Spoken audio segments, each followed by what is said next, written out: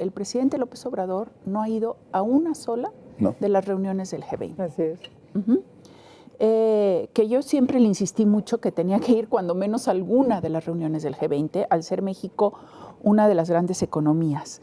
Y, perdón, ¿y por qué te decía que no? ¿O te decía que no o por qué no va? Pues porque básicamente él piensa que al mejorar la situación interna de México, en automático se va a mejorar la imagen de México y que no necesita ir, y yo creo que también por razones de salud.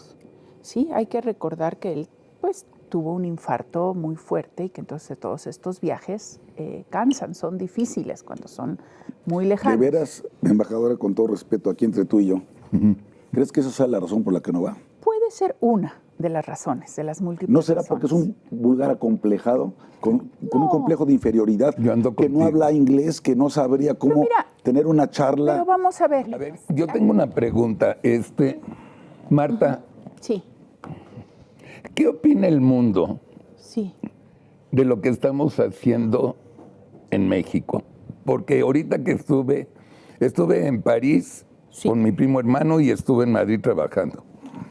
En París México no existe, pero en España varios españoles amigos míos, de publicistas, que somos colegas, el sarcasmo era: ¿ya se volvió loco tu presidente o sigue igual?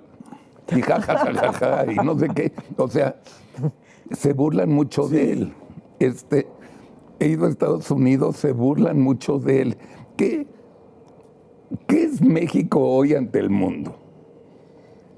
Mira, es muy buena pregunta y después también quisiera ver con Javier algunos de los temas que sí me preocupan mucho del futuro de la instrumentación del TMX y su cumplimiento.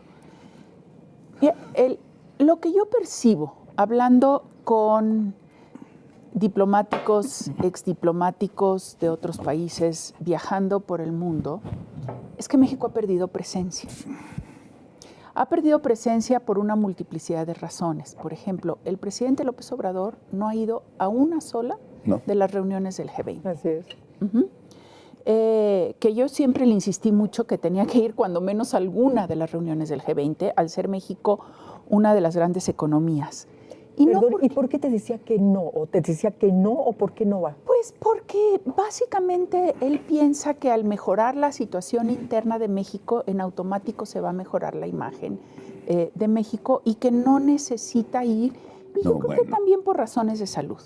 Sí, hay que recordar que él pues tuvo un infarto muy fuerte y que entonces todos estos viajes cansan, son difíciles cuando son muy lejanos. De veras, embajadora, con todo respeto, aquí entre tú y yo, ¿crees que esa sea la razón por la que no va? Puede ser una de las razones, de las múltiples ¿No será razones. porque es un vulgar acomplejado, con un complejo de inferioridad, que no habla inglés, que no sabría cómo tener una charla? Pero vamos a ver, hay muchos presidentes que no hablan inglés. Pero, por ejemplo, ¿qué es lo más importante de una reunión sobre el G20? Y uno de ellos que no habla inglés es Xi Jinping, otro es Recep Tayyip Erdogan, el turco. Lo más importante de esas reuniones es escuchar a los demás y tener la posibilidad de encontrarlos de manera bilateral.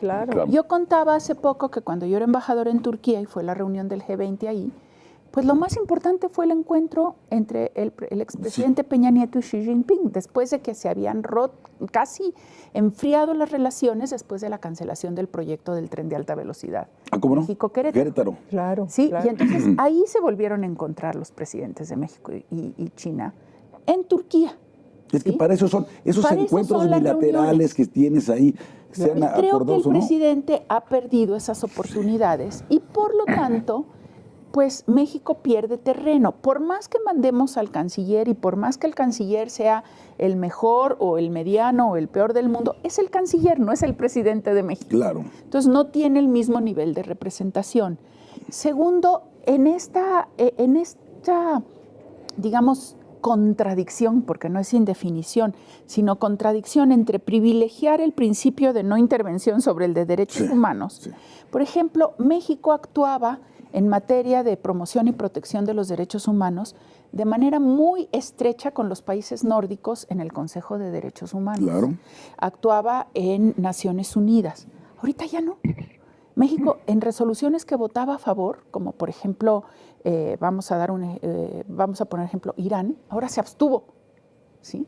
Entonces, los europeos, por ejemplo, en eso están sorprendidos. ¿Cómo si México era un campeón de derechos humanos? No te digo por ser judío, pero López Obrador votó para que Jerusalén sea la capital palestina, no de Israel. Dice, no mames. Oye, pero ¿con qué argumento? O sea, explícame eso, Marta. Digo, porque una cosa, efectivamente, uno de los temas más importantes en la retórica presidencial es el humanismo de este gobierno, ¿no? Sí. La protección y el respeto a los derechos humanos. ¿Con qué argumentos, Marta, México ha presentado su voto de abstención o ha presentado su abstención en la materia en los órganos internacionales? Con el argumento escudándose en el principio de no intervención. Que además es a conveniencia. Sí. No intervención Claro. cuando. En un caso. En el otro se mete hasta la cocina. Insisto, en el caso de Perú. Es buenísimo. En el caso de Perú, él es el que tiene la última palabra. Sí. Entonces, hemos perdido terreno y yo creo que eso va a ser uno de los grandes retos del próximo gobierno de México. O sea, ¿cómo vamos a recuperar ese terreno de una presencia activa de México? Porque con Estados Unidos, con todos los problemas, la relación ha sido intensa. Canadá se ha incorporado, pero por ejemplo, desde el inicio de este gobierno, se había llegado ya a un texto acordado para la actualización del acuerdo marco con la Unión Europea. Estamos llegando al 5º año de gobierno y no se ha firmado y no se ha ratificado, mucho por problemas de la propia Unión Europea, de los procesos legales de la Unión Europea, pero mucho por México. Entonces, ¿dónde está la relación con Europa? Ganamos el caso del arbitraje contra Estados Unidos, México y Canadá, sobre la interpretación de las reglas de origen en el sector automotriz, que era muy importante porque de acuerdo a cómo se interpreten esas reglas, se favorece o no la inversión de las armadoras no estadounidenses en México, las europeas, las japonesas, las coreanas. No lo estamos instrumentando. Entonces, ¿qué pasa? Que las inversionistas japoneses están a la espera de tomar decisiones de mayores inversiones en México, porque México no está instrumentando eso. Entonces, ¿qué quiere decir? Que estamos descuidando la relación con Japón. El presidente no ha visto a Xi Jinping ni una sola vez. Le manda una carta que obviamente el presidente no iba a contestar si no hay una relación entre ellos. ¿Sí? No se han cuidado esas relaciones con China, con Japón. El G20 va a ser en la India. ¿Va a ir a la India o no? No. Medio Oriente, acabamos de ver la gira de Lula, que puede ser digna de análisis, lo que quieras, pero por China y por Emiratos Árabes. Estamos viendo la movilización, cómo otros presidentes se trasladan, y yo creo que en el fondo el riesgo que corremos es que el liderazgo latinoamericano lo va a tomar Brasil. De hecho, ya lo está tomando. Sí, lo está tomando. Y que México hizo el trabajo de zapa, de golpear a las instituciones para que Brasil llegue como el constructor. Y nos están quitando participación de mercado. Ahora están invirtiendo en Costa Rica en lugar de México. Está creciendo Costa Rica, el aeropuerto de Panamá. Bueno, el aeropuerto de Panamá ya es el más importante, el hub. Exacto. O sea, es que, mira, empecemos por ahí. Yo, la rabia que tengo, no sabes, voy al viejo Charles de Gaulle. No sé cuántas terminales tiene. Sí, como 700. Sí. Vas a Barajas, que es más viejo que Franco. Sí. 4 terminales. Menos la terminal 4. Sí, claro. 4 terminales del tamaño del mundo. Y bueno, dices, vas a Dubái y al nuevo aeropuerto de Estambul. Ajá. Voy al de Estambul, imagínate. Y piensa en el Chaifa. Bueno, por eso. Pero es que, a ver, tú acabas de utilizar un término, un hub. Pregúntenle ahorita en la mañana, que de seguro ahí sigue el presidente, porque no es otra cosa en el día. Pregúntenle si sabe lo que es un hub.